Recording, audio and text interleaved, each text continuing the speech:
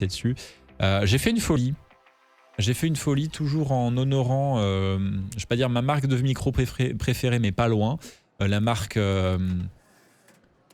chez laquelle j'ai puisé mon outillage d'origine et qui au final la source de mon outillage actuel est Solectronic. Je vous avais bien entendu parler du fait que mon premier micro était un X1, que j'avais ensuite revendu celui-ci à regret pour acheter tout le matériel qui allait entourer mon SM7B. Je crois que je l'avais revendu, mon X1, au moment où j'avais investi dans une Afex 230, qui à l'heure actuelle fait honneur au micro que j'utilise aujourd'hui, le SE Dynacaster, pour ceux qui ont oublié. J'ai la boîte jusqu'ici, donc voilà. C'est un micro de chez SE. Avant et maintenant, à l'honneur dans chacune de mes vidéos, le SE2200 de SE Electronics, qui est un sacré sagouin. Parce que pour un tarif plus qu'avantageux, il sort une qualité de son qui entre en concurrence avec des produits on ne peut plus, qui coûtent 3 fois son prix. Et donc j'avais commencé avec un X1 qui était un tout petit micro qui faisait concurrence au NT1A pour le coup à 100% parce qu'il était dans la même gamme tarifaire, moins cher, avec un design beaucoup plus compact et à l'oreille une sonorité qui était beaucoup plus naturelle, beaucoup plus neutre. Et étant donné que ça fait longtemps que j'ai utilisé ce micro, que je l'ai revendu au début de mon cursus de BTS audiovisuel, et donc période où mon oreille s'est affinée, où j'ai écouté beaucoup de choses, où j'ai travaillé le son, et donc mon éducation auditive a fait une jolie montée. J'ai perdu un peu de vue le son. Bonsoir Morta, merci de ton resub, c'est ton 16e mois consécutif avec Prime, c'est beau. J'ai un peu perdu d'oreille plus que de vue. La sonorité du X1, sans traitement, sans ajout, sans artifice. Et donc j'ai perdu le souvenir de si c'était... Enfin, je me suis posé la question de si c'était vraiment le bon choix que j'avais fait à mes débuts ou pas. Et je pense que la meilleure façon d'en être sûr, c'est de compléter la collection du SE2200 et du SE Dynacaster qui m'ont été confiés par la marque par un retour monumental du SEX1 dans mon parc micro. C'est quand même beau l'unité de marque, hein. Parce que les emballages côte à côte, ils font quand même très plaisir, ils sont très jolis. Et ils se ressemblent tous et tous... Eh ben, merci du sub, Ourdas, bienvenue. Bienvenue dans la famille. Même si bon, on parle déjà depuis longtemps. Mais non, les vocaleurs. Bah oui, hein. Bravo Morta, tu es dispo que 5 secondes dans une journée, je débarque et tu es déjà plus là. Non, ces groupes, plus c'est bien, plus ça marche comme ça. Plus c'est gros, mieux c'est, ça marche comme ça. Pas vraiment, non. Mais donc voilà, la famille en partie est réunie. Ah mais c'est... Non, j'étais mute. Oh, quel connard. T'étais même pas mute sur Discord en plus, t'étais mute à travers ta machine. Donc vous entendez à l'heure actuelle le Dynacaster à travers les traitements que j'y applique. Donc pour vous donner une idée.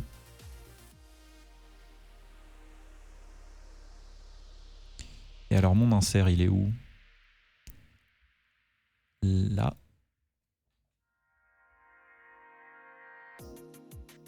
Le son de ce micro, un tant soit peu sans traitement, voilà ce qu'il donne. Alors j'ai encore le compresseur qui est engagé. Voilà. Donc voilà ce que donne le son brut du Dynacaster, qui est donc le micro qui dans l'immédiat a pris la place de mon SM7 et qui m'a été tout comme le 2200 gracieusement envoyé par la marque. Et donc le X1S, c'est la version plus évoluée du X1, qui est le micro que j'avais acheté à mes débuts. Donc celui-ci, ça a été la version révisée qui est sortie pas si tard que ça en fait, après l'achat du X1, mon achat du X1 en tout cas, et qui reprend des choses qu'on a sur le 2200 que je vais déballer également pour l'avoir en main et le manipuler et même pouvoir vous faire un comparatif entre les deux, parce que j'ai toujours pas fait le comparatif entre les deux. J'ai sorti le micro parce que j'ai acheté d'occasion, je l'ai acheté de ma poche. Donc je l'ai déballé directement une fois reçu pour m'assurer que tout marchait bien et pouvoir valider la chose, enfin le tester tout l'après-midi et pouvoir valider la réception relativement rapidement pour que le vendeur récupère les fonds si tout allait bien. Il l'avait bien emballé, donc il n'y avait pas de souci et la boîte est en bon état, tout le micro marche, tout est bon. Tout est au vert. Et donc voilà. Le X1S était donc la version évoluée du X1, reprenant des caractéristiques qu'avait l'ancêtre du SE2200, le SE2200AC, qui était donc la version uniquement cardioïde du SE2200A. Alors je crois que c'était SE2200A2C, donc heureusement que la dernière version, ils l'ont appelé juste SE2200 parce qu'anciennement c'était un bordel. Donc au niveau emballage, la même que ce qu'on retrouve sur les autres produits de la marque, avec donc les petites illustrations, oui c'est mieux quand la boîte est dans le bon sens, les petites illustrations, la présentation du produit, la vue intérieure qui fait plaisir. Ça c'est le genre de choses, au final je vais remettre le compresseur, que j'apprécie énormément parce que j'adore voir mon matériel à poil. Oula. Et là c'est un excellent moyen de le faire sans le foutre en l'air. Si on est maladroit en tout cas, donc c'est quelque chose qui fait plaisir. Affichage du contenu, numéro de série et logo SE. Donc tout ça pour dire que il est bien de la famille. Profite de ton déballage pour le placer cette info en vue de ta réaction quand je vais parler de l'association Shure MV7 plus Revelator et 24. Je suis repassé sur un bon pod mic qui pourra peut-être parler le même langage maintenant. D'accord. Alors j'ai perdu le fil de la discussion. Peut-être qu'on avait parlé effectivement du MV7 ensemble. Mais de toute manière le MV7 on va en parler ce soir. Ah oui, en vue de... Alors, ouais. De toute manière, on va avoir l'occasion d'y reparler. Et donc, j'ai acheté le X1S. Non pas en vocal pack comme moi, ce que j'avais acheté à mes débuts. Mais en version seule. Parce que, déjà, bordel. C'est beau la famille. Alors, attendez, je vais vous remettre sur la camune. Regardez-moi ça si c'est pas magnifique. C'est le père et le fils. Et mais donc on a le petit qui reprend donc deux choses dont disposait le SE2200A2C. C'est le double filtre, le double pas d'atténuateur à -10 et -20 que vous avez donc également sur le SE2200 et le double filtre coupe bas à 80 et 160 Hz. Donc ça a fait une fois de plus un micro qui est peu coûteux et extrêmement polyvalent. En tout cas, qui va pouvoir tenir des niveaux de pression sonore largement supérieurs à ce que peut faire un micro comme le NT1A, qui n'a absolument aucun atténuateur d'intégré. En tout cas, s'il n'est accompagné d'aucun filtre extérieur, le X1S va être beaucoup plus polyvalent que le NT1A, parce que vous avez les pads d'atténuateur d'un côté et les filtres coupe bas de l'autre.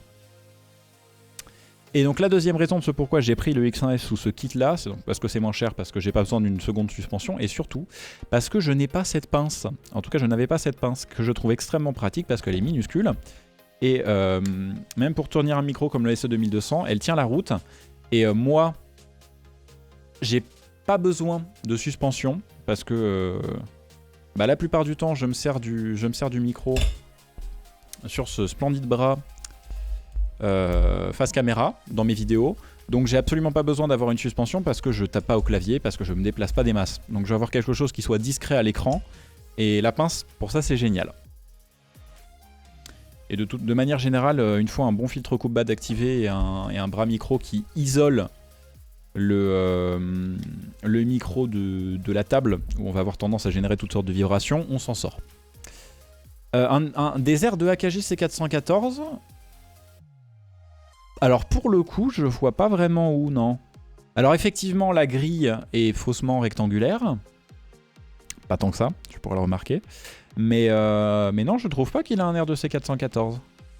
Parce que s'il avait voulu ressembler au C414, cette logique de forme plate, il l'aurait gardé sur l'intégralité du corps. Non, il a son petit design bien à lui.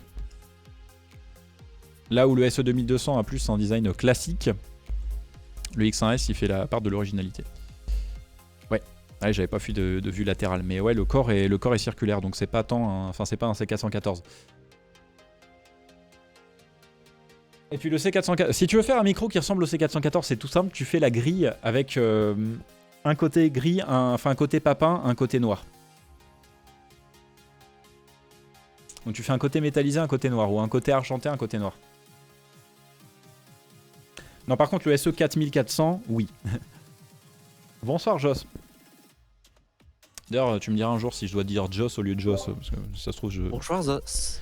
Ouf, oula, alors. Bonsoir, Amis Joss. du français, bonsoir.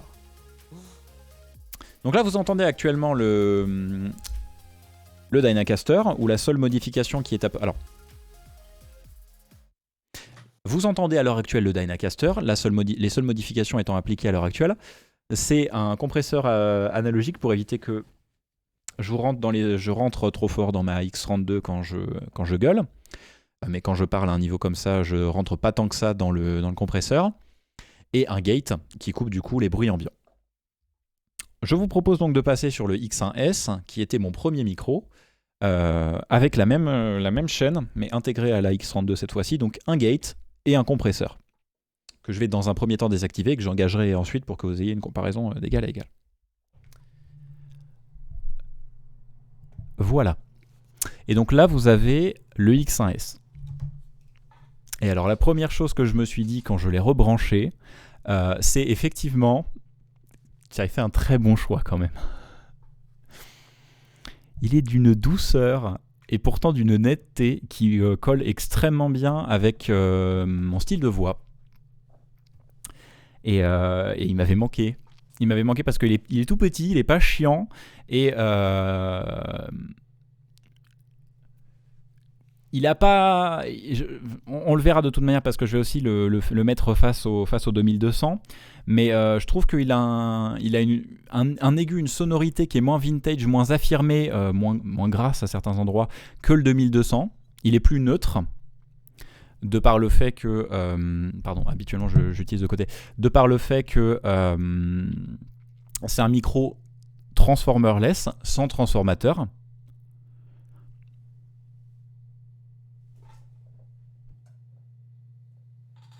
Donc un petit peu comme... manger, à tout à l'heure. Ça marche, bon app. Merci. J'entends de la vibration, donc ça doit être les ventilos. Alors attendez. Voilà. Alors non, il n'y a pas de bruit de fond, c'est juste les vibrations de mon ordinateur qui tourne et de mon lave-vaisselle, mais là pour le coup il est en pause dans l'immédiat. Mais de toute manière je mettrai un noise gate après. Mais il a une sonorité qui est moins affirmée que le SE 2200 de par le fait que c'est un micro transformerless. Un petit peu comme la différence entre un Neumann U87 et un Neumann TLM, qui sont beaucoup plus petits, vous l'aurez remarqué.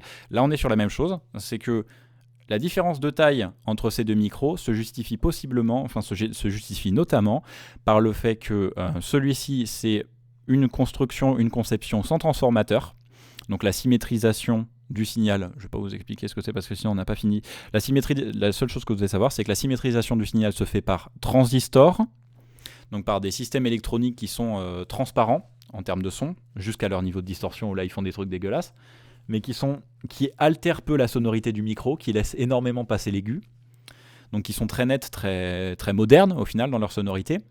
Là où le SE 2200, il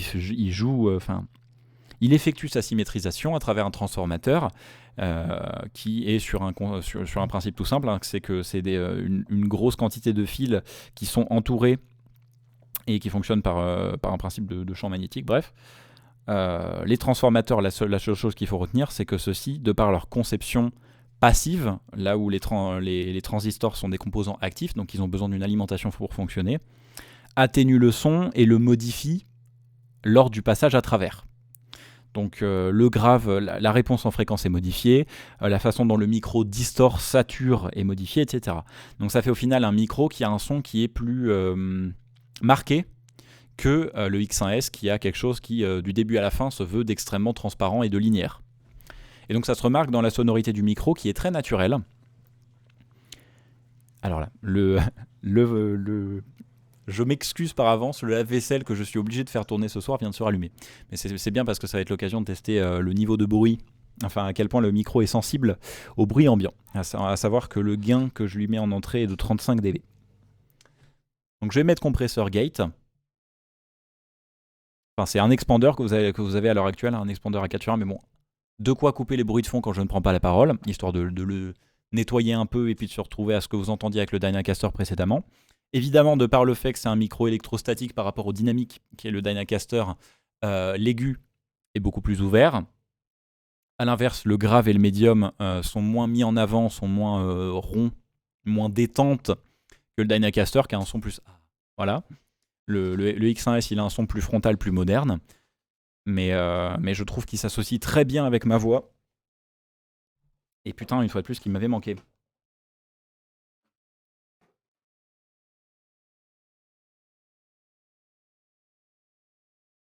Alors j'ai évidemment oublié de préciser, alors parce que c'était plus une brève ouverture qu'un déballage, que celui-ci est fourni avec le petit manuel et les 2 stickers SE. Je vais finir par en faire une collection.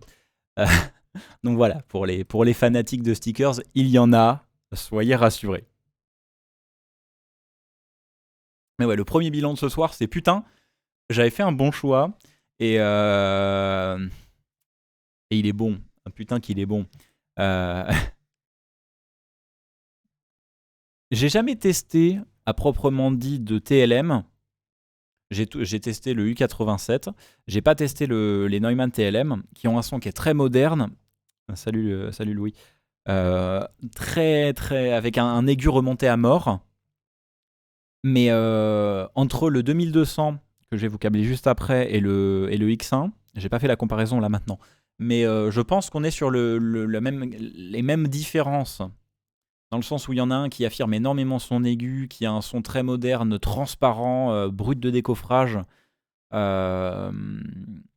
grave, linéaire, pas accentué pour un sou, etc. Et l'autre où c'est son rond, aigu boosté. Voilà, c'est micro avec un objectif de neutralité, micro avec un objectif de rajouter quelque chose. Et les deux approches, je mets pas l'une au-dessus de l'autre, si vous voulez. Je préfère pas l'une par rapport à l'autre. Je peux comprendre des gens qui désirent avoir un micro qui soit le plus transparent possible pour avoir la liberté de prendre leur décision de comment la prise va sonner en post-production. Puis ça fait aussi que tu te retrouves avec un seul micro qui va bien marcher sur la plus grande quantité de sources sonores. Parce que si ton micro, il rajoute pas son petit truc, t'es sûr que ce petit truc qu'il rajoute, il va pas t'emmerder si jamais t'as une voix qui sort de la norme ou qui s'assemble pas avec la sonorité du micro. Ou à l'inverse, tu peux avoir des gens qui préfèrent avoir cette volonté créative d'avoir quelque chose que justement tu choisis d'utiliser à ta prise de son parce qu'il rajoute quelque chose. C'est par exemple l'exemple type du Dynacaster qui a une sonorité plus rondouillarde, un aigu moins mis en avant, des sifflantes plus vintage, et qui du coup fondamentalement va apporter un caractère plus affirmé que ce qu'un X1S va vous mettre à la prise de son. C'est deux micros qui sonnent bien, mais avec des caractères différents. Je vais chercher un câble XLR.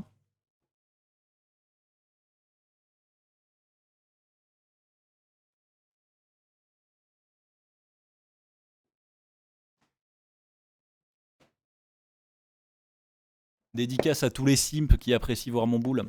Bonsoir Akani. C'est bizarre. Je montre mes fesses et tu débarques.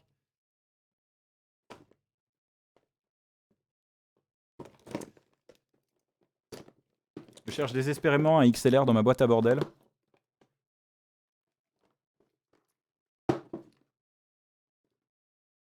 Alors j'en ai un, mais ça va être compliqué de l'avoir. Alors non, c'était pas la gamelle, c'était moi qui enjambais les câbles, qui enjambais les boîtes que j'ai mis à même le sol. Parce que, posez pas de questions. Yes! Wouh! Oh la tonche! Je l'ai pas vissé après le bras micro, mais...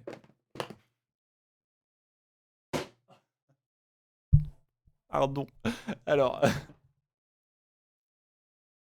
pour répondre aux questions qu'il y a eu juste ici, donc au début de te faire crisser le X1S au visuel à désert du AKG C414, donc moi je t'ai dit que je ne le trouvais pas, après libre à toi de le trouver, afin de trouver des airs de famille, mais ouais, si tu recherches un micro dans le catalogue de SE qui ressemble plus au C414, tu recherches pas plus loin que le SE4400, qui se revendique comme Alors pas une réplique, mais un micro qui reprend la sonorité du C414 vintage, que AKG ont un peu abandonné depuis. Perso, je me tâte à acheter le PodMic, il a l'air pas mal. Ouais, c'est un bon petit micro. Et bien conçu. Ouais, le Presonus PD70 c'est sympa, mais il n'a pas la même sonorité. Il faut vraiment écouter des comparatifs des deux micros et se dire celui-ci risque de mieux coller à ma voix que l'autre. Parce que le Presonus va mieux coller avec des gens qui ont des voix qui manquent de grave. À l'inverse, le PodMic, il est génial avec des voix qui sont graves parce que c'est un micro qui a un son plus clair.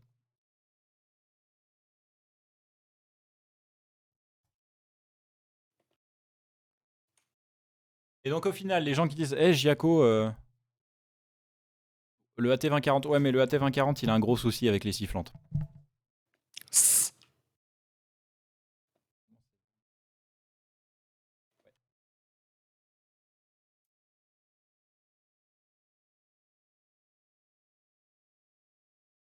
Faudrait que j'ai mon niveau de gain sous le nez.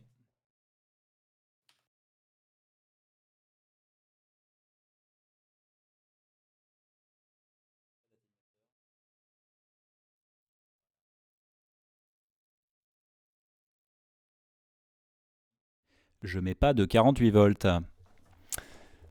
Alors. Oh zut alors. Et effectivement, ce sont deux micros avec des tonalités complètement différentes.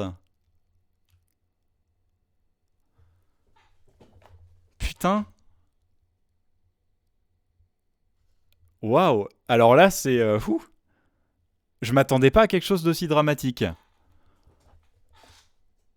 Et c'est pour ça, au final, que je trouvais que le X1S devait s'assembler aussi bien avec ma voix, parce que il met moins en avant le grave que le 2200. Mais pour le coup, c'est marrant, parce que ça met en avant deux choses. Premièrement, effectivement, le X1S est nickel avec ma voix, parce qu'il est clair, et ma voix est plutôt sombre. Deuxième chose... Putain, le 2200, merde, quoi.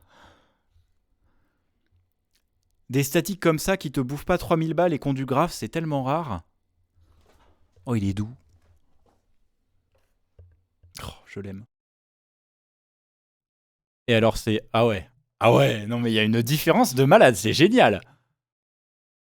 Donc c'était Stringer Bell TV, je sais pas si t'es encore sur le chat, mais si c'est le cas, bonsoir à toi. Et je vais maintenant lire cette question. Tu penses quoi de la marque que tu présentes? Alors, je me suis jusqu'ici fixé comme objectif de présenter en majorité des marques dont j'apprécie les produits. Et il en va de même pour la marque SE, parce que donc j'ai non seulement l'affect d'avoir acheté mon premier micro chez eux et d'en avoir été très satisfait, mais en plus le fait d'avoir été bien traité par eux, et je les remercie infiniment, parce qu'ils m'ont fourni le Dynacaster qui est juste là, et le 2200 qui est juste ici. Donc j'apprécie énormément leurs produits, non seulement parce qu'ils sont jolis, mais également parce qu'ils sont à de bons tarifs, mais avant tout, parce que le son que ces micros ont est juste d'une qualité qui est indéniable pour le prix et l'investissement. Donc respect.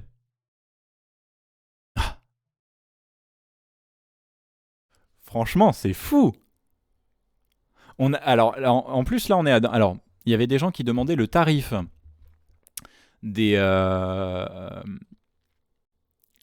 Alors, en fait, oui, et le V7.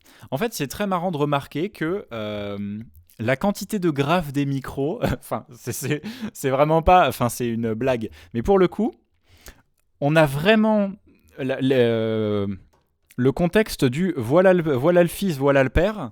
Je pense qu'on n'aurait pas pu tomber mieux, parce que sont très modernes, très jeunes, très actuels, sont plus relaxés, plus doux, plus vintage, parce que on le remarque avec les traitements que sortent, enfin dont disposent la plupart des créateurs de contenu actuels, très dans l'air du temps. On est sur des trucs qui sont avec un aigu énormément en avant, presque agressif, enfin très agressif à trancher l'oreille, en tout cas je trouve.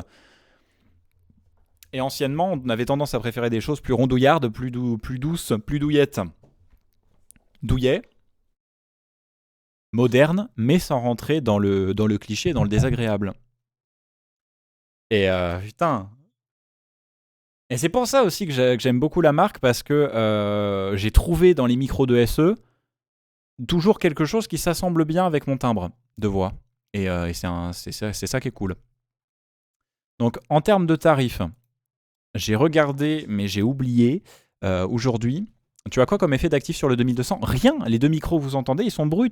Enfin, sur le X1, j'ai mis un gate pour éviter que vous entendiez de tonnes de bruit et un compresseur pour éviter que je vous éclate les oreilles. Mais là, le compresseur ne s'engage pas, je ne lui rentre pas dedans.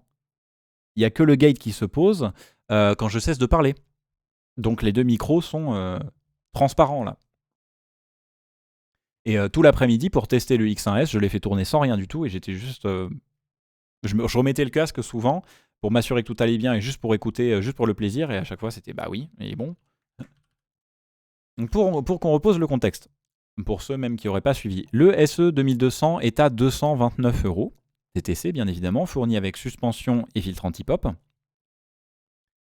Et le X1S, il est vendu 159 € unique.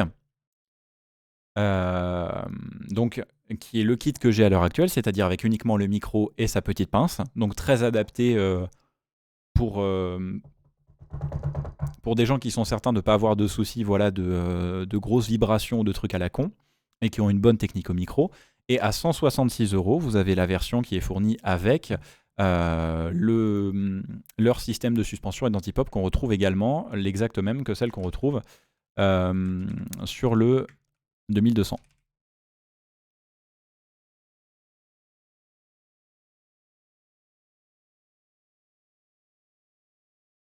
Alors le choix de ne pas avoir d'anti-pop, c'est que j'en ai pas besoin. J'en ai absolument pas besoin. Là tu remarques que j'en vois pas de plosive, donc il n'est pas nécessaire d'utiliser un anti-pop. Bonsoir Bilox. XR Mini plus PodMic à vie, même si tu as déjà dit pour le PodMic, c'est un combo qui ne perd pas. Et puis on le voit plus après. Oui, voilà. C'est que l'anti-pop c'est bien, mais quand tu es en studio, la plupart du temps, enfin, quand tu n'apparais pas face caméra ou alors que tu as le micro qui est vraiment positionné bas, l'anti-pop ça peut être une bonne idée. Si t'as pas une bonne technique au micro, l'anti-pop ça peut être une bonne idée. Mais si tu as positionné le micro correctement, c'est généralement peu utile. Là, tu vois que j'ai le micro qui est légèrement en décalage par rapport à ma bouche. Il y a toujours de l'effet de proximité parce que le micro est pas loin de moi. Il y a toujours la netteté qu'on attend parce que c'est dans le champ de projection de ma bouche. Mais vu que l'air s'arrête là, le micro, je peux l'avoir juste ici parce que on est hors de la zone de sortie de l'air et des pop. Donc le X1S. Alors, on va la faire plus intelligemment, parce que ça, c'était pas très malin, Giaco. Donc le X1S seul. Le X1S en vocal pack, qui est le OG que j'avais acheté. Et donc ouais, il y a pour l'aspect esthétique, pour l'aspect sonore, parce que certains filtres anti-pop dégradent la qualité sonore. Les anti-pop textiles, de par le fait qu'ils arrêtent un peu de son et d'air, coupe une part de l'aigu, de l'extrême aigu. C'est pire avec les bonnettes. Donc voilà, je n'en ai pas besoin, donc je ne m'en sers pas, parce que ça fait plus joli à l'écran et que voilà. J'aimerais prendre un FX 230, mais introuvable. Une alternative, non. Donc voilà, le SE 2200, voilà ce qu'il donne. Et alors je vais faire un truc encore plus intelligent. Oui, ça m'arrive.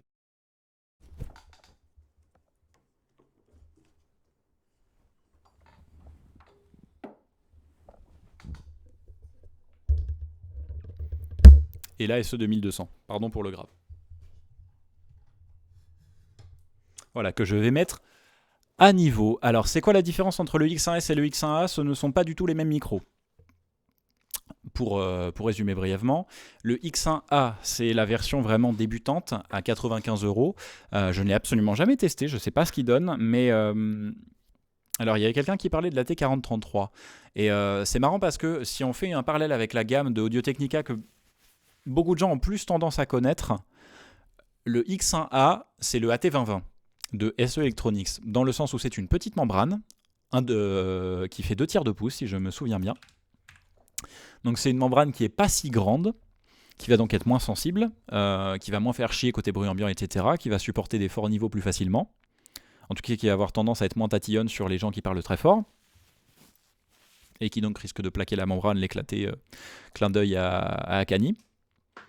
Il est moins coûteux de par le fait que la capsule est plus compacte et donc plus facile à fabriquer, bref. Et le 2200, c'est plus un AT40, un AT4033 par exemple. Parce que c'est une large membrane, 1 pouce. Non, et le X1S, on pourrait le voir comme un... Alors, non. Le X1A, c'est le 2020. Le X1S, c'est le AT4033. Après, il faut que je retrouve la gamme de Technica parce qu'il y en a peut-être un qui est moins cher et qui est plus proche du contexte. Mais je pense que vous avez compris dans le sens où membrane plus grande. Tu penses quoi de Microblue, Giaco ? Voilà. J'adore me chier dessus, mais pas en direct, s'il vous plaît. Ouais, voilà, j'ai même pas de gate, j'ai rien.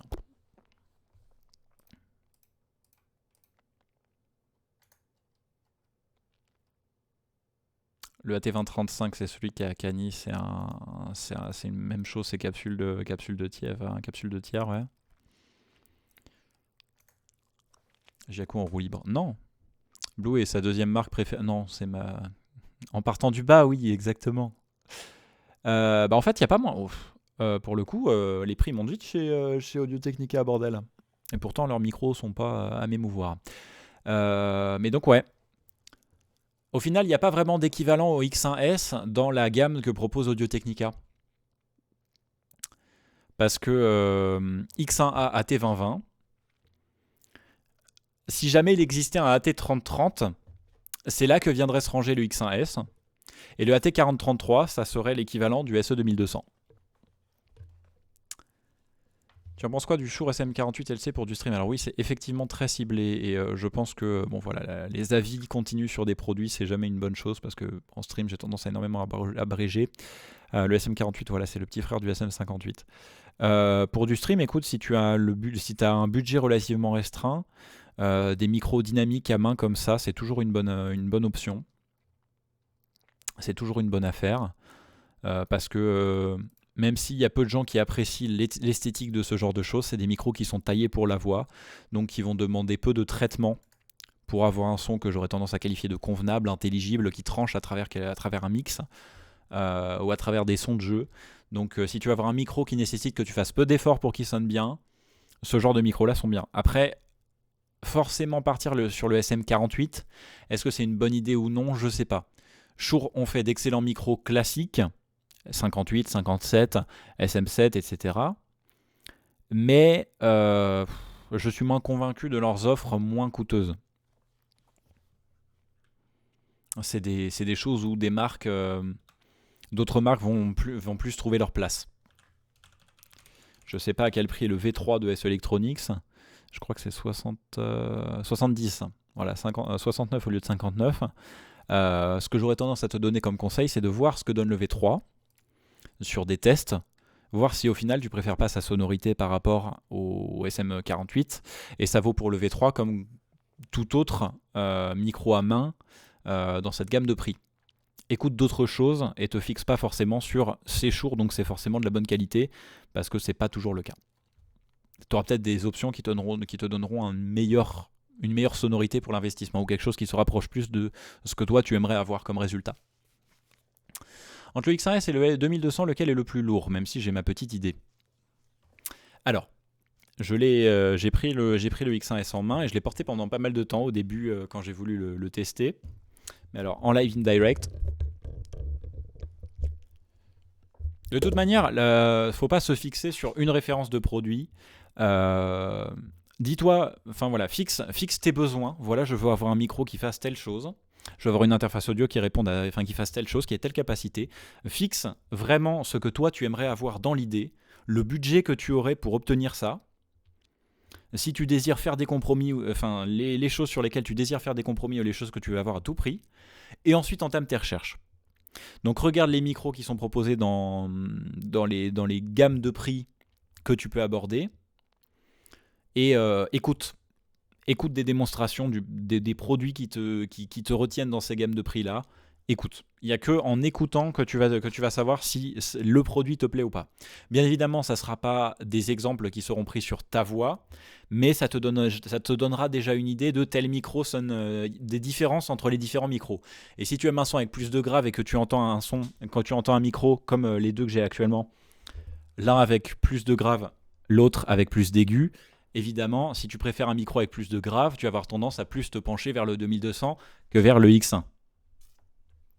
Donc voilà, c'est aussi une histoire d'effet de contraste. Ou d'un micro, même si tu vas pas avoir un exemple sur ta voix, si tu te retrouves avec une personne qui a fait les tests de plusieurs micros, c'est là la grande force de Podcast Stage, qui teste plein de micros, lui, tu te retrouves avec la même référence, sa voix aiguë que je trouve pas forcément terrible, sur différents produits, ça te permet de faire un delta entre voilà ce que donne sa voix sur tel micro, voilà ce que donne sa voix sur tel micro. Moi j'ai une voix comme ça, j'ai tendance à apprécier un son qui soit plus grave, plus rond, ou au contraire un son qui soit plus aigu, plus moderne. Tel micro va plus répondre à mon besoin que l'autre. Longue phrase, mais j'espère que j'ai été assez clair. Le bilan, c'est écoute. Passe le plus de temps à écouter, à découvrir du matériel, à parcourir les catalogues. C'est aussi pour ça que je recommande énormément Thomann. C'est outre le fait qu'ils vendent du matériel audio, donc ils connaissent leur matière, qu'ils font des descriptions produits qui sont bonnes, que tu as des avis clients de gens qui connaissent le milieu généralement et qui donc vont être à bien de te dire si c'est bon ou mauvais, un minimum, que tu as des exemples que tu peux entendre. D'ailleurs, c'est très bonne fonctionnalité cachée de Thomann, les exemples qui permettent de comparer d'égal à égal des micros. Il y a le fait que leur catalogue est extrêmement bien trié. Extrêmement bien géré. Donc si tu recherches un truc, tu entres tous tes petits critères, ça te vomit les résultats proprement, nettement. Tu as besoin d'un micro dynamique, super cardioïde, format micro-main, clic, clac, clac, les voilà. Entre tel prix et tel prix, brr, tu les as tous. Tu veux faire la même chose sur Amazon, qui en plus d'être des véritables connards, de vouloir tout te vendre et d'avoir une politique et de traiter d'avoir une politique à chier, de traiter leurs ouvriers comme des merdes, savent pas ranger leur bordel. Donc voilà. En termes de poids donc, je pense que la question est vite répondue. Le 2200 en ayant plus sous le capot, il est bien évidemment plus lourd. J'aurais tendance à dire qu'il est 1,5 fois plus lourd que le X1S. Ouais, il est 1,5 fois plus lourd. Et c'est marrant parce qu'anciennement, je trouvais que le X1S inspirait vraiment confiance en termes de poids. C'était le micro le plus lourd que j'avais eu en main.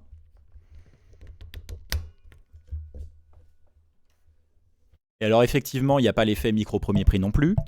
Mais il n'est pas d'un poids aussi colossal et il n'inspire pas autant confiance que le 2200. Mais j'aurais tendance à dire que par rapport à leur enveloppe physique, le poids correspond. Le 2200 est 1,5 fois plus gros que le X1S. Il pèse 1,5 fois plus lourd que le X1S. Tout va bien. Du coup, SE Electronics, c'est le meilleur rapport qualité-prix. Je dis pas que c'est le meilleur rapport qualité-prix, mais que personnellement, je trouve qu'ils ont vraiment trouvé un bon créneau, qu'ils savent ceux qui sonnent bien. J'entends pas que les micros qu'ils fabriquent vont s'entendre avec toutes les tessitures de voix et avec les résultats que tout le monde veut avoir. Il y a des gens qui vont pas du tout aimer le son des micros de SE et je vais totalement le comprendre. Mais personnellement, moi qui est quelqu'un qui apprécie des micros avec un petit caractère, qui ont un son...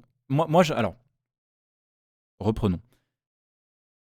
Tout le monde ne va pas aimer les micros de chez SE Electronics, que ce soit en termes d'esthétique ou en termes de sonorité. Mais personnellement, mes convictions, c'est que j'aime des micros qui ont du grave, parce que j'ai une voix qui est comme ça, parce que le grave, c'est quelque chose que j'apprécie énormément, c'est agréable à écouter. Quand tu écoutes de la musique qui est bien produite et qui a un grave qui est profond, qui est là, qui est présent, c'est agréable, c'est enveloppant. D'autant plus quand tu écoutes des trucs sur enceinte, parce que entre écouter du grave au casque et écouter du grave sur enceinte, c'est un univers de différence. Donc j'aime bien des micros qui ont du grave, Et à l'opposé, un aigu qui est précis, défini, étendu, mais pas agressif. J'aime pas les micros où dès que tu sors une sifflante, t'as une oreille qui se détache. Exemple, le NT1A. Donc voilà déjà ce constat de départ de moi j'aime bien des micros qui ont leur petit caractère, un peu de grave, un médium net, un aigu défini mais pas agressif. J'aime bien des produits qui sont esthétiques, mais qui sont cependant discrets. Donc des designs qui prennent pas le devant, le dessus, comme par exemple les micros de Blue qui sont certes, je vais les complimenter, qui sont des œuvres d'art dans le sens où c'est des micros qui ont des designs extrêmement élaborés, une utilisation de matériaux nobles, du simili-cuir bleu, du métal chromé saillant, etc. Là, les micros de SE, c'est pile dans ce que j'apprécie, c'est-à-dire une apparence très sobre, très discrète. Mais cependant, ils en ont pas oublié le fait de concevoir des produits qui, esthétiquement, ont du chien. Je pense que le Dynacaster est le meilleur exemple. C'est un micro qui, vu comme ça, ne paye pas de mine. Mais quand tu t'approches, tu te rends compte qu'il a du chien. Parce que la forme de la grille est vraiment sympa. Je vais vous le montrer pour ceux qui ne l'avaient pas en tête. La forme de la grille est vraiment sympa et ça lui donne vraiment un look un peu vintage à l'ancienne. La forme fait vraiment penser à des micros de grosse caisse ou vraiment à des micros une fois de plus à l'ancienne. La grille est sympa, il lui donne vraiment un caractère et l'utilisation de mousse rouge lui donne une fois de plus un petit accent de couleur pas piqué des hannetons. Et là on est sur la même chose avec le 2200 et avec le X1S, c'est que c'est des micros qui ont une esthétique très discrète mais qui ont des petits accents sympas, genre les interrupteurs par exemple du X1S. Alors du coup ce que je vais faire c'est que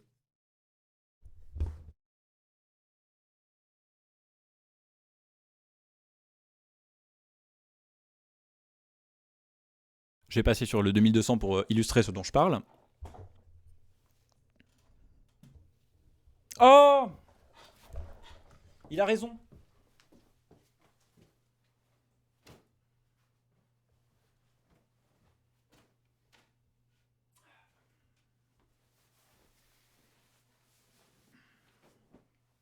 Heureusement que t'es là, Philippe. On a tous besoin d'un Philippe dans notre vie. Ah ouais? Ouais. Et là, c'est n'importe quoi. C'est la décadence. Donc, ce que je disais. Retour au sérieux. Mais oui, c'est une très bonne remarque. C'est bien de l'avoir mis en avant, ça. Alors, le X1S, c'est un petit accent esthétique que je trouve sympa. Donc, hors le fait que le logo est toujours plutôt sympathiquement intégré dans les corps du micro et lui donne un petit accent de couleur qui est sympa, mais cependant très discret. La présence du SE Electronics au dos du micro le rend cool. Les formes sont cool. C'est-à-dire que donc vous êtes sur une grille qui est relativement rectangulaire, carrée, mais il y a un petit demi-cercle qui vient accompagner la forme de la grille, et les interrupteurs sont accompagnés par un renfoncement qui fait tout le tour du micro. Et c'est ces petits... Enfin, moi c'est vraiment... On est vraiment plein dans ce que j'aime. Côté esthétique produit, côté conception produit, c'est vraiment les trucs qui me plaisent, et c'est pour ça que je suis un grand partisan du brutalisme. C'est que c'est des choses en termes de style d'architecture, et je pense que ceux qui connaissent vont un peu reconnaître ça là-dedans, dans le sens forme géométrique extrêmement simple, apparence un peu s'auto-sous-estime. Le commun des mortels ne va pas forcément prêter attention à l'esthétique du produit. En fait, il a une esthétique qui est très fonctionnelle, ça fait le job et ça n'en dit pas plus. Mais quand tu prêtes attention, tu te rends compte qu'il y a des petits trucs sympas par-ci par-là. Qu'au final, ils se sont fait plaisir à certains endroits pour donner un peu de chien au design du micro. Et moi, j'aime beaucoup ça. Parce que c'est sobre, et j'aime bien les produits, les outils sobres.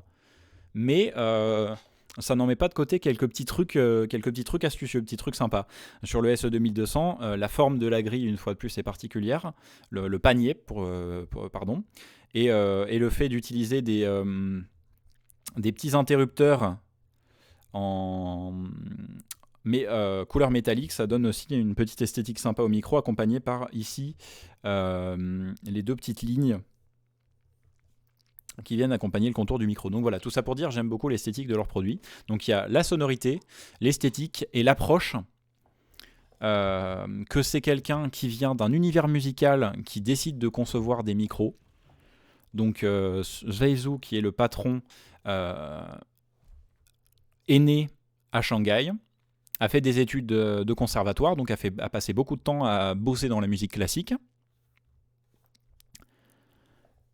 Donc un mec qui sait comment les choses devraient sonner, j'aurais tendance à dire. En tout cas, quand tu bosses dans de la musique classique, que tu as composé, que tu as joué des instruments, tu as tendance à avoir certaines exigences en termes de naturel et de qualité sonore, particulièrement quand tu veux que tes prestations, que tes compositions, que tes performances soient enregistrées. Tu as tendance à vouloir que ce que tu as fait soit enregistré de la façon la plus neutre, la plus naturelle, la plus plaisante à écouter, la plus transparente possible. Et donc c'est de par cette volonté, le mec s'est dit tiens, je vais faire des micros, je vais faire du matériel audio, et de sortir de cette logique du on est en Chine, donc on va faire des trucs produits en masse au moindre coût à la mort ou à le con, et on va plus faire une boîte familiale avec peu d'ouvriers pour faire un truc de qualité, fait main, avec la même qualité que ce à quoi s'attendraient les gens en Occident. Ça coche toutes les cases. Ça coche toutes les cases. C'est produit bien construit mais pas cher, de par l'origine de fabrication, joli et avec un excellent son. Pour moi, tout est là.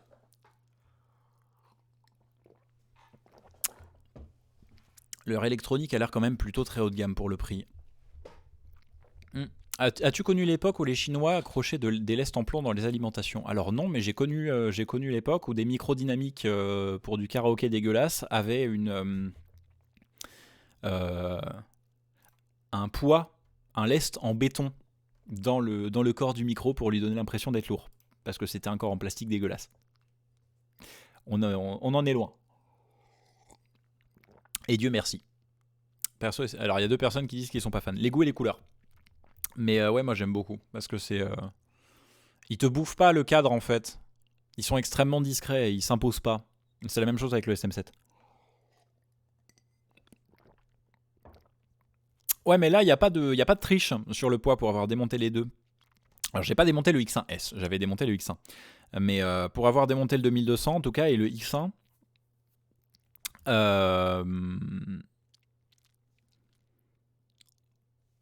il n'y a pas de triche. C'est des micros bien remplis. Le SM7B qui est le plus lourd, bien évidemment. Moi aussi, je suis de plus en plus minimaliste. On est placé comment en prix 159 pour la version fournie juste avec la petite pince de fixation, 166 avec le vocal pack qui inclut suspension, anti-pop et câble XLR. Câble XLR de très bonne qualité d'ailleurs, qui est fourni.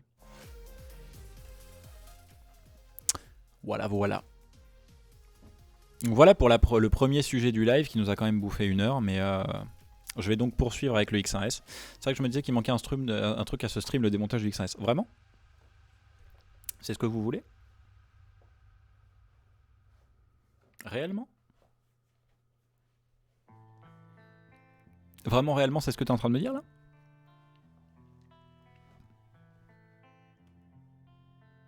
C'est ce que... Non. Non, c'est pas ce que je veux. Moi, je veux rien, moi. D'accord, je vois. Eh ben, si c'est comme ça, j'arrive.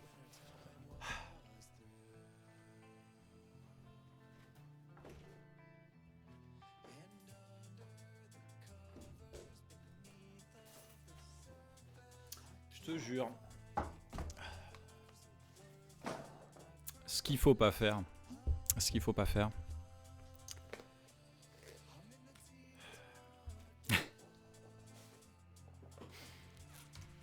Alors, non, je ne me prépare, je ne souhaite pas devenir proctologue, mais parce que je pense que de nombreux individus vont être surpris par le fait que je sorte des gants. Il n'y a pas de Cam 3. Tout simplement parce que s'il y a un truc sur lequel j'ai pas envie de mettre de la graisse de paluche, c'est bien l'intérieur d'un micro. Pour la simple et bonne raison que la graisse de vos doigts, toute la crasse, bref, toute la saleté, change énormément, a un effet résistif.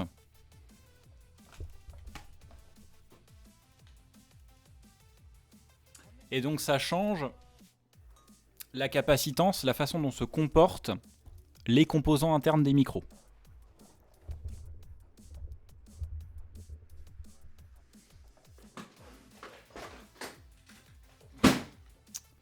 Donc c'est une erreur que j'ai fait à mes débuts de ne pas mettre de gants quand je démontais des micros et maintenant je fais attention. Parce que j'ai envie de les garder en état.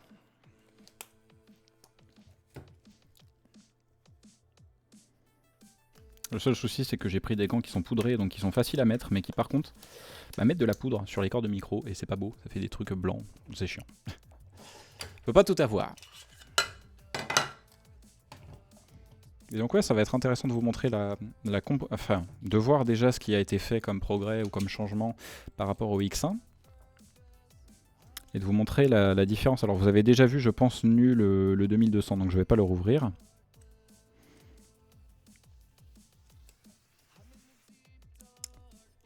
Donc c'est deux vis Philips. Et vis cruciformes pour ceux qui préfèrent. Au cul du truc. Quoique non, les vis Philips, je crois que c'est celle avec la double croix. Oh, bon, c'est de la cruciforme basique. Hop là. Longue vis.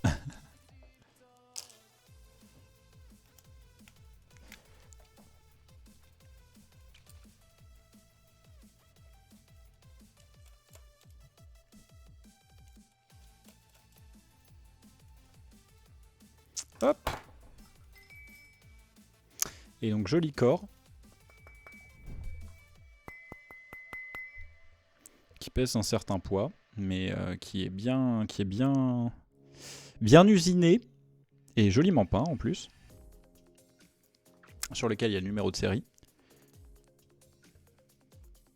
Et donc on se retrouve avec le micro en tant que tel, avec sa prise XLR qui est là. Et tout le système électronique qui est regroupé jusqu'ici. Enfin juste ici. Et on est sur le même style de conception que le Aston Origin. Je ne sais pas si vous vous souvenez, le Aston Origin, c'est exactement ça.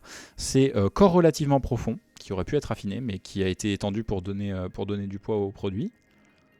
Et toute l'électronique interne qui est concentrée sur un seul PCB, une seule carte électronique, double couche.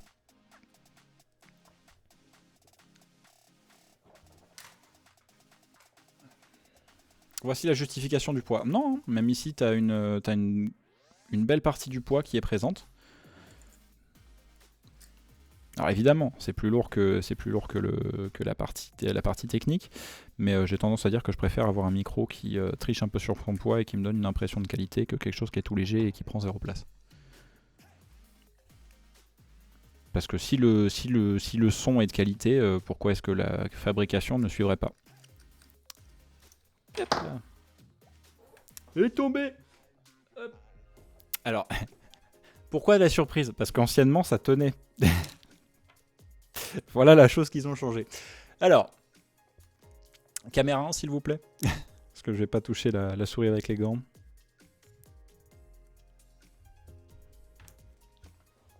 Allez. Ah, je crois que je suis pas connecté à BetterPoint. C'est marrant, je vous en veux, mais hop là. Voilà, je vais passer caméra. Je me demande l'utilité des entretoises dans le micro. Bah, ça permet de passer à travers le circuit imprimé pour aller s'ancrer sur la partie capsule. Et ça permet de simplifier la conception du micro parce que du coup, les vis qui servent à retenir le corps du micro viennent se mettre sur la partie femelle des entretoises. Donc ça te fait vraiment juste deux vis qui font à travers tout le micro. Enfin, et du coup, un seul pas de vis sert à tenir l'ensemble du produit. Donc c'est plus simple à concevoir. Enfin, c'est plus simple et c'est plus logique. Ça permet d'aller à l'essentiel. Alors, voilà le circuit imprimé de la bestiole. Donc beaucoup de composants discrets montés en surface. Vous remarquerez qu'il y a notamment des jolis condensateurs d'une belle taille et quelques IC. Il y en a quelques-uns qui d'un coup se chargent d'une part de la symétrisation, de l'autre de l'amplification. Voilà, eux ça a tendance à être des composants, des transistors. Alors il y en a pas mal des transistors. Hein. Ouais, non, ça doit pas être des transistors, autant pour moi, mais les transistors, il y en a 1, 2, 3, 4, 5, 6. 6, j'en vois 6, 7. Il y en a 7, 8. 1, 2, 3, 4, 5, 6, 7. 7. Il y en a 7, il y a aussi un petit bidule, mais bref, voilà. Tous les composants montés en surface de petite taille sont ici. Alors est-ce que à travers cette image, je suis en train de vous dire que SE Electronics sont plus intelligents dans leur conception que Aston Microphones? Totalement, parce qu'ils ont regroupé tous les condensateurs d'un côté du circuit imprimé, caché par la plaque par la plaque électrique qui contient les interrupteurs. Donc ils ont tout regroupé. Pas con les mecs. C'est beaucoup, pour le coup, c'est bien plus net, bien mieux rangé que le X1 de première génération. C'est franchement propre. C'est très très beau. Ah oui, ça c'est à se tirer une balle, effectivement. Essayez la caméra 2, voir si le système de commutation s'est mis, s'il vous plaît.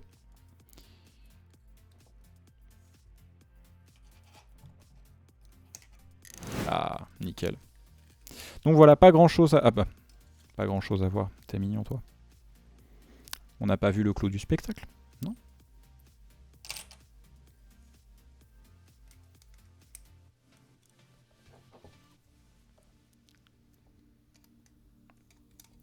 On n'a pas vu la capsule.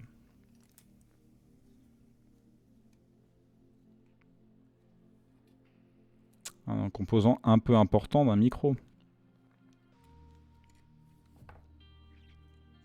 Démontage de la X32. Non, ça j'ai déjà fait. On se répète là un peu.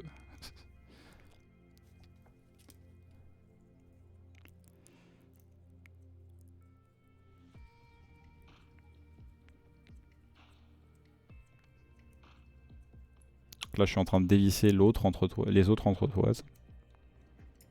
Voilà. Mais ouais, même ça c'est tellement mieux foutu que sur le X1 premier du nom. Ils ont vraiment bien géré leur truc, c'est très optimisé, c'est vraiment intelligemment conçu. Il n'y a rien à redire. Franchement, chapeau bas.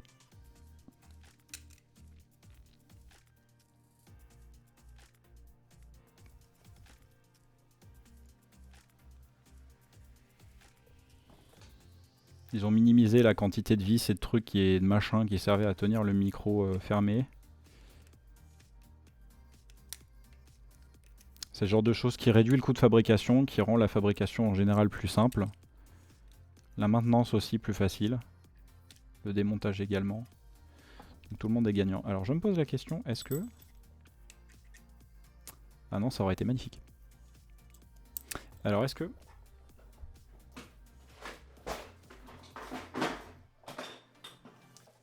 Est-ce que à tout hasard... Ça serait la bonne taille.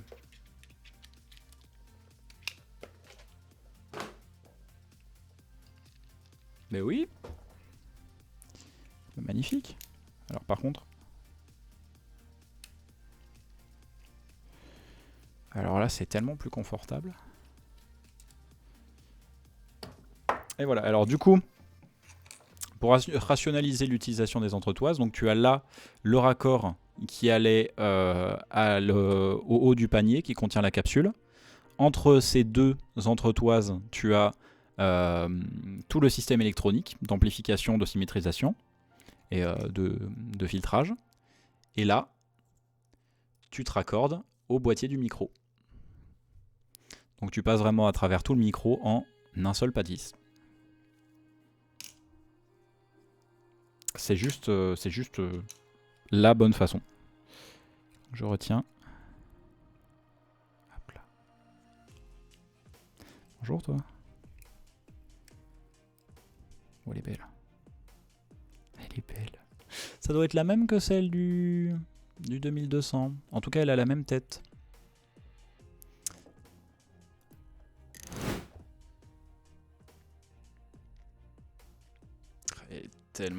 C'est tellement beau comme composant. Donc là, vous avez la plaque arrière qui ne capte aucun son et qui est donc fermée. Et la plaque avant qui est plaquée or avec un système de biais central. Putain, c'est beau. Enfin, c'est pas plaqué or, c'est ils ont pulvérisé de l'or sur la membrane. Qu'est-ce que c'est joli. Voilà, voilà. C'était le démontage du X1S et qui donc, en termes de membrane, a quelque chose qui ressemble très fortement au SE 2200. Et alors, je pourrais leur poser la question de s'ils utilisent la même membrane pour la culture. Parce que ça serait grave intéressant de se dire que du coup, deux micros qui ont des caractères si différents ont la même capsule. Enfin, ça serait pas fou, mais ça serait assez dingue.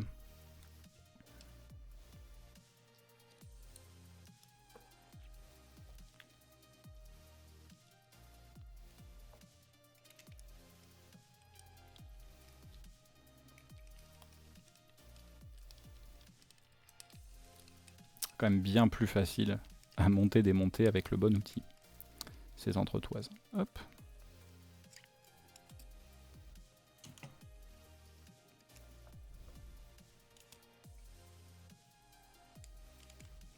Et ouais, ils ont grandi, ils ont mûri entre le X1 et le X1S. C'est vraiment propre, c'est vraiment classe. Et en plus, je pense, entretien du produit plus tard, le fait d'avoir les condensateurs électrolytiques qui ont tendance à poser problème, qui soient tous les trois regroupés du même côté, c'est vraiment pas con. Parce que ça veut dire que tu vas tous les chercher d'un côté pour faire le remplacement si jamais ils ont fuité, si jamais ils fuient, si jamais ils ont explosé, si jamais machin truc bidule, bref, si jamais ils font ils sont des bons condensateurs et qui cassent les couilles. Tu sais où aller les chercher et ça n'endommage pas le reste de la circuiterie. C'est ça que j'entends. C'est que si jamais ils coulent ou ils éclatent, ils ne vont pourrir que le côté où ils sont. Et ils sont seuls de ce côté. Donc ça protège le micro et ça simplifie la maintenance. Donc c'est un micro qui normalement devrait durer plus longtemps qu'un X1 en comparaison.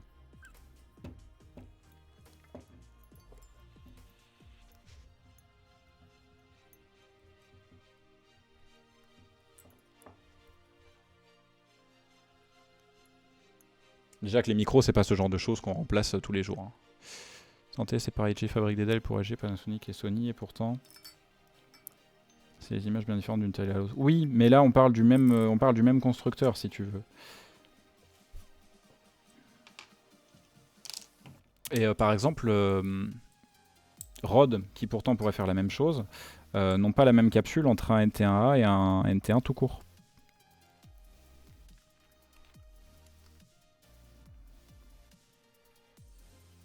Pourtant, c'est des produits qui ont le même nom, mais qui ne contiennent pas du tout la même chose sous le capot. Après, tu vas me dire, c'est la même chose entre le X1S et le X1A, et tu n'auras pas complètement tort. Mais voilà, exemple à l'appui, c'est pas une fatalité. C'est pas une évidence que ça soit forcément comme ça. Et là, pour le coup, pour des micros qui ont des caractères si différents, on aurait pu supposer que c'était pas la même capsule sous le nez. Mais c'est bien.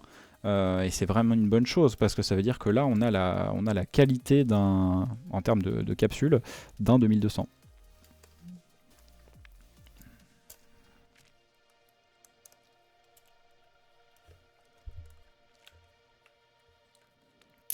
Voilà, je vais le nettoyer puis je vais l'essuyer parce que ça a laissé tout plein de talc. Parce que je suppose c'est du talc dessus. Et voilà, tout remonté, tout beau.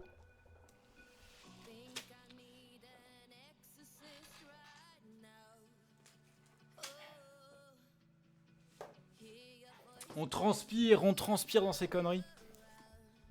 En plus, ça sent le latex à plein nez.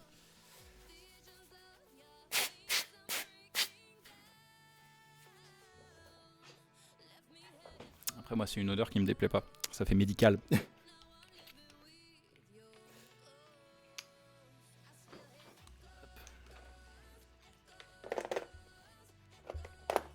Le latex, c'est vraiment la seule odeur où ça sent à moitié naturel, à moitié complètement artificiel. C'est vraiment bizarre.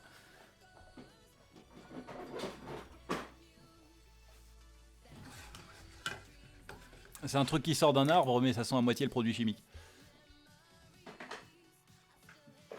C'est non. Et donc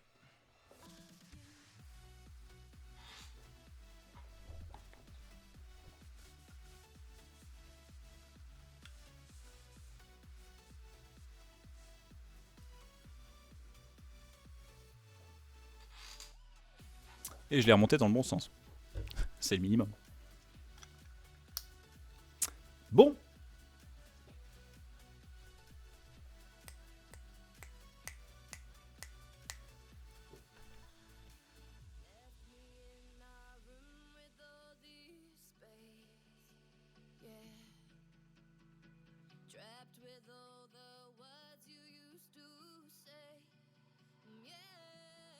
Et voilà, de retour sur le X1S pour la suite de ce direct. Je vais remettre d'ores et déjà les autocollants, les machins, les trucs, les bidules dans les boîtes parce que sinon, je vais m'emmêler les pinceaux. Il y a du tal dans le micro, c'est dérangeant? Non, c'est beaucoup. En tout cas, c'est beaucoup moins dérangeant que d'avoir de la graisse de paluche sur les condensateurs. Et ayant fait attention à toucher un minimum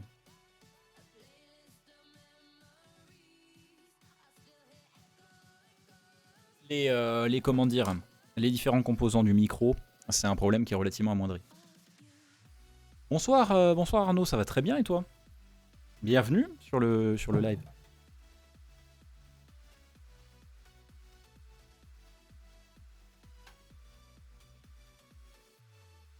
Mettre ça de côté s'il y a besoin de remettre le 2200 à un moment. Parce que je sais pas, il y a des gens qui veulent. Voilà, voilà. Toujours est-il que dans l'idée, on va poursuivre le direct sur le X1S pour parler de l'actu du soir, de la journée, celle qui fait tourner les têtes et durcir des chibres. Oui, j'avoue, c'était pas ma meilleure celle-là. Mais bon. Il y en a qui diront que ce genre de choses ne m'étonne pas d'eux.